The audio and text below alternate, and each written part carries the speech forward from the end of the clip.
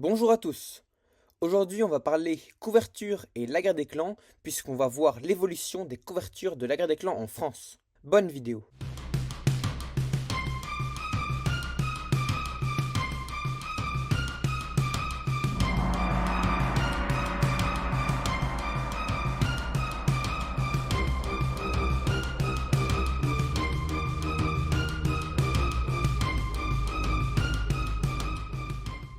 Je sais pas vous, mais moi j'aime beaucoup les couvertures des livres. C'est littéralement la première chose que l'on voit d'un livre, et elle doit donner envie pour vendre le livre au plus grand nombre. En général, la couverture offre un aperçu de ce qu'est le livre, mais ce n'est pas toujours le cas, ça peut être plus mystérieux et attiser la curiosité du lecteur. C'est pour cette raison que, avant qu'un La Guerre des Clans ne sorte, je regarde sa couverture. Mais depuis quelque temps, j'ai du mal avec les couvertures de La Guerre des Clans. Comme pas mal d'entre vous, j'ai l'impression, car lorsque je montre les couvertures des nouveaux livres sur notamment le Discord, les réactions sont souvent négatives. C'est pour ça qu'aujourd'hui, dans une vidéo légèrement différente d'habitude, nous verrons l'évolution des couvertures de LGDC en France. On peut distinguer trois phases dans les couvertures, sans compter, bien sûr, les rééditions en poche. La première a commencé avec la sortie française de Retour à l'état sauvage en mars 2005. Pendant 6 années, de 2005 à 2011, les couvertures ont été dessinées par Wayne McLaughlin, qui nous a malheureusement quittés depuis. Les couvertures pendant cette période avaient le même format, un fond qui racontait quelque chose, et au milieu, un rectangle où était représenté un chat. J'aime beaucoup ces couvertures, où on voit le très bon travail du dessinateur, avec des petits détails, mais je vous avoue que je ne les ai jamais possédées puisque je n'ai le grand format qu'à partir du cycle 3. Même si elles sont très réussies, ces couvertures font un peu vieillot aujourd'hui et je comprends que le format poche ait changé la couverture pour des couvertures plus modernes. Aussi, cette première édition n'est plus facilement trouvable, ce qui est vraiment dommage. Après le cycle 3, les couvertures, toujours dessinées par Wayne McLaughlin et identiques aux anglaises, ont légèrement évolué, avec notamment un ovale avec la tête du chat au centre, qui était d'ailleurs d'une manière différente au toucher, plus lisse et brillant. C'est vraiment avec ces couvertures que j'ai grandi, et je les aime beaucoup. Chaque couverture est unique, ce qui va plus être le cas par la suite, après la mort de McLaughlin. C'est après le cycle 4 que les couvertures françaises se sont éloignées des anglaises. L'illustrateur Wayne McLaughlin est mort après avoir fait les couvertures du cycle 5, mais la France a décidé, au lieu de ça, de se caler à partir du cycle 5 sur les couvertures allemandes réalisées par Johannes Webel. J'ai bien dit réalisées et non pas dessinées. En effet, sur la quatrième de couverture, il y a marqué photo. Ces couvertures que vous voyez depuis 8 ans sont en réalité des photos de vrais chats et non pas des dessins. Bien sûr un peu retouchés, mais ce sont de vrais chats. C'est pour ça que ces couvertures semblent ultra réalistes et peut-être un peu trop. Dans une interview, il a déclaré acheter les photos à différentes agences photos, que ce soit pour les chats pour lesquels il essaye de faire coller quand même la description avec les photos qu'il achète, mais aussi pour les paysages qui sont en bas.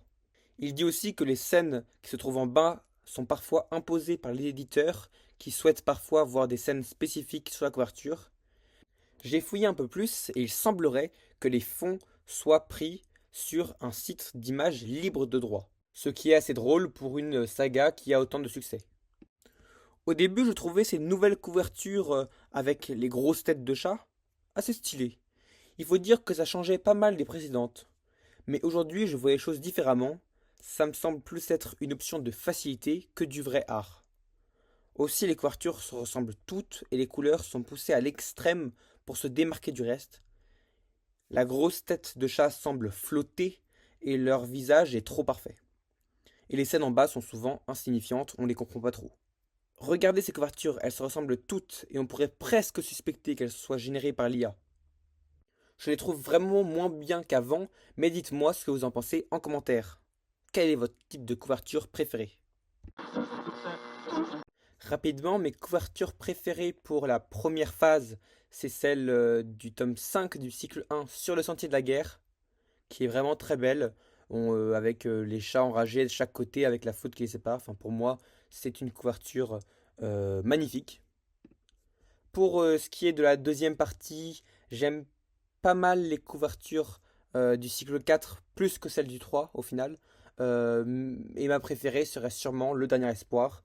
Donc avec surtout pour la tête d'étoile de feu qui est super belle je trouve, mais aussi pour tous les yeux dans la nuit, une couverture assez flippante.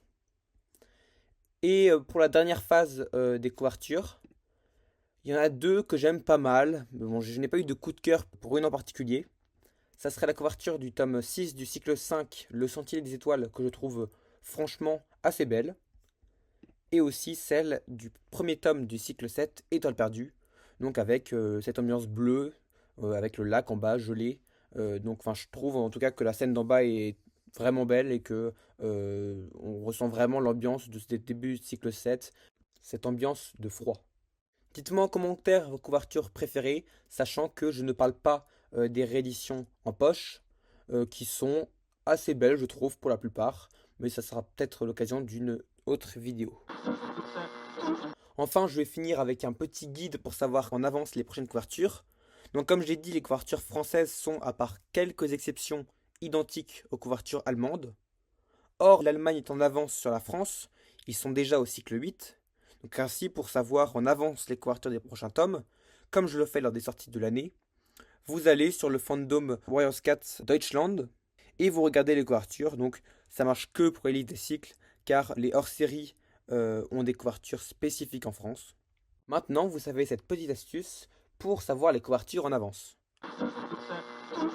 Merci beaucoup d'avoir regardé cette vidéo, j'espère qu'elle vous a plu, j'essaye quelque chose, donc c'était un sujet qui me plaisait.